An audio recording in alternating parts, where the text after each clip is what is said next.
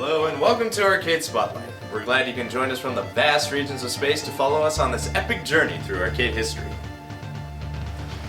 In today's episode, we're looking at a game featuring a stubborn monkey and a carpenter trying to rescue a damsel in distress, made by a little-known company at the time called Nintendo.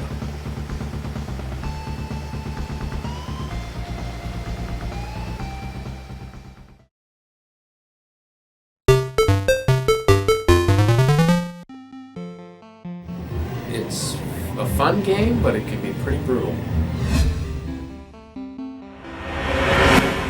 Donkey Kong was released on July 9, 1981 by Nintendo. It was developed by Nintendo R&D 1 with designers Shigeru Miyamoto and Gunpei Yokoi as an action platformer. It was meant for 2 players and comes in an upright mini and cocktail cabinet.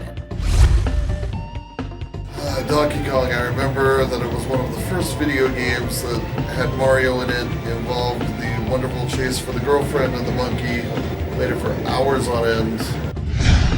The development of the game came about when Nintendo's first attempt at an arcade hit, Radar Scope, bombed in the US, leaving many unsold cabinets in storage, and they needed to find a new game to put in the cabs.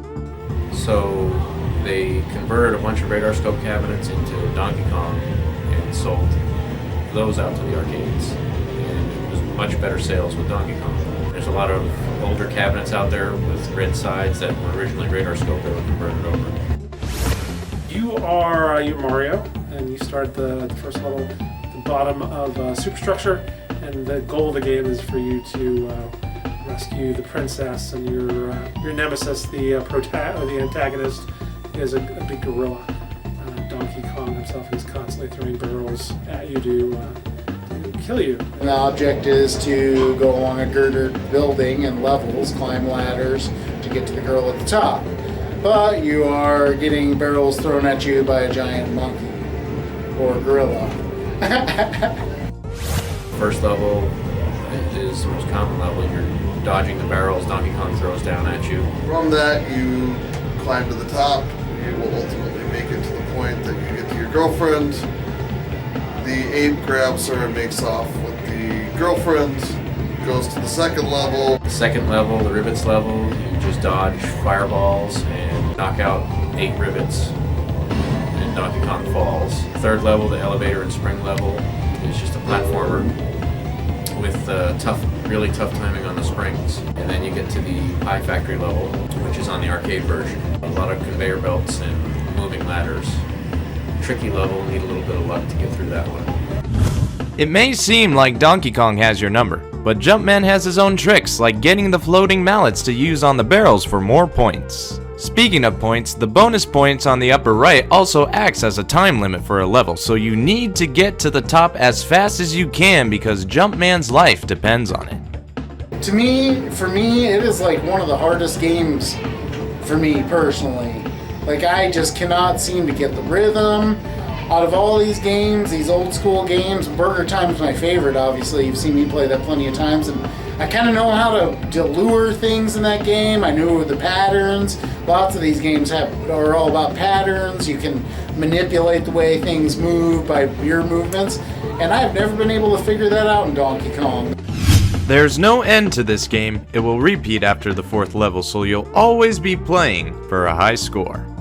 It was one of the games that I think had a fairly large following right off the bat because it was fairly intuitive and easy to play, right? It wasn't like Defender or Space Ace or Dragon's Lair where you're going to lose a lot of quarters really fast unless you really grasp the gameplay and the sequencing that you need to do pretty quick. So. The game was a great success for Nintendo, making way for sequels, clones, ports, a cartoon, and even a lawsuit from Universal Studios, which Nintendo won. I remember having a wonderful time playing on the ColecoVision when it came out. It is still fun to play after all these years. It's a fun game, and unfortunately you'll never be able to get to the very end. But it's always fun to watch that stupid ape hit his head and get the girlfriend. The first story-driven game became an instant classic among release and presented the common-day standards of storytelling in gaming and the introduction to platformers as a whole. The stubborn monkey went on to star in more arcade and console games, while Jumpman became one of the most successful gaming mascots of all time, Mario. This has been Arcade Spotlight. I'm Jacob Ross, and we'll see you soon.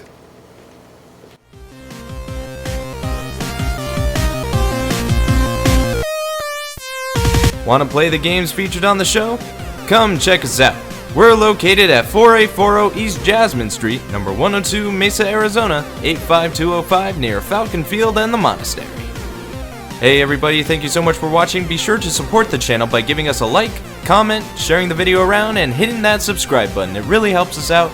You can also find us on our Facebook and our personal website. Once again, thanks for watching, and we'll be seeing you. If there was not Donkey Kong, then there would not be Mario Brothers, which would not have led to Super Mario Brothers. Yes, I agree. We're looking at a game featuring a... How would you sum up the game? I swear.